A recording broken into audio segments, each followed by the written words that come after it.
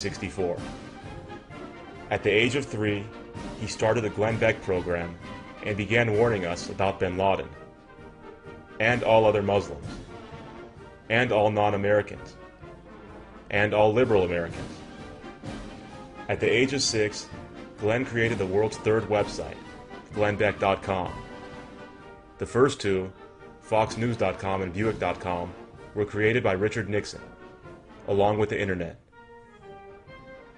During the Nixon administration, Glenn expanded Joe McCarthy's list to 124,953 people. But then on January 20th, 1977, the devil tempted Glenn with a marijuana cigarette. And, unlike Jesus, he didn't pull out a gun and shoot him. Instead, he became a marijuana-smoking degenerate. And the Glenn Beck program turned into some horseshit show about soccer, homosexuals, and celebrities. Not that I have anything against homosexuals. Glenn bounced around from station to station and city to city, corrupting millions like some Howard Stern piece of garbage.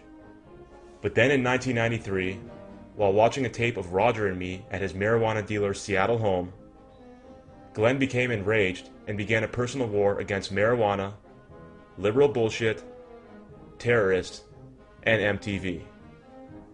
He also expanded his list of communists to 1,230,675 people, including Dr. Seuss and Mr. Rogers. In 2006, Glenn's show began airing on CNN Headline News, and in 2009, it debuted on Fox News. CNN had a chance to promote Glenn's good news and be a respectable network, but it chose to side with communists. Odds are it's now working for Kim Jong-il. And even Fox News wasn't willing to let Glenn do what he wanted to do. I'm not saying they're communists, but they're pretty close. Glenn has read over 172,000 books, 163,000 of which are the Bible, the Book of Mormon, and Jesus' commentary on the Constitution. His entire home is wallpapered with the Constitution, and every object in it is a crucifix.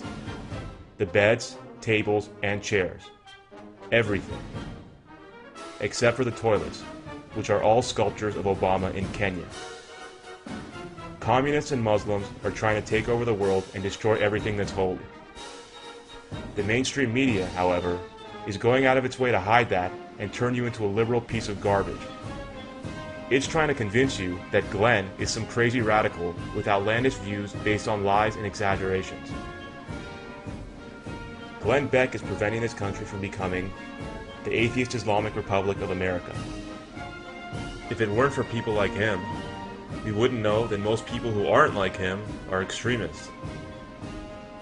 We wouldn't know that, notwithstanding what Chairman Obama's liberal media has been telling us, real inflation is at 174%, and real unemployment is at 84%. We wouldn't know about the real history of the world, one where liberals are 100% wrong about everything, and Glenn is 100% right about everything. And we wouldn't know that buying gold from Goldline is a sound financial decision. Here are some of my favorite Glenn Beck quotes. The Nazis were using early American progressive tactics. Every night I get down on my knees and pray that Dennis Kucinich will burst into flames. Talking about Obama, he said that he has a deep-seated hatred for white people or the white culture. He has a problem. The guy is a racist. The most used phrase in my administration, if I were to be president, would be, "What the hell do you mean we're out of missiles?" There are a lot of universities that are just as dangerous with indoctrination of our children as these terror groups are in Iran or North Korea.